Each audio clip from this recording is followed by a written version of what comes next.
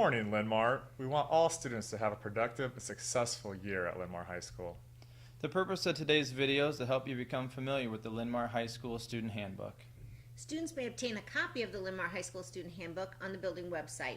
You've been given a slip of paper with detailed instructions on how to access the handbook. We're going to take a few minutes to go over a few of the guidelines and policies that are sometimes misunderstood or that we feel need special attention.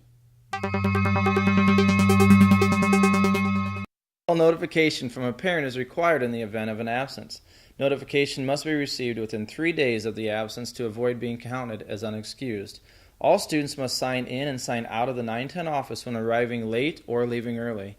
If you are called out early by your parent, you need to pick up a pass in the 910 office to give to your teacher. Students with 4 unexcused absences may be dropped from the class with an F. 9th and 10th grade students do not have time release. This means that you may not leave the building and or campus once you arrive, unless you have parent or guardian consent and you need to sign out of the 910 office or get permission from administration. Students, this includes lunch. You must eat and stay in the lower commons for the entire lunch period. Leaving at any time may result in a campus violation and the consequences that come with that. Students may not be in possession or under the influence of tobacco, alcohol, or drugs while on campus. This includes coming to school under the influence or leaving during the day and coming back to school under the influence.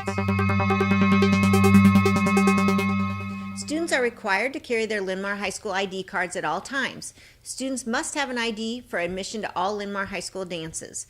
The student ID is also required for library checkout, activities, and lunch. If you do not have your Linmar High School ID for lunch, a temporary lunch pass may be obtained in the 910 office. Students will not be issued more than 5 passes per lunch per quarter. Lost ID cards must be obtained from the 910 office at a charge of $6 per ID card.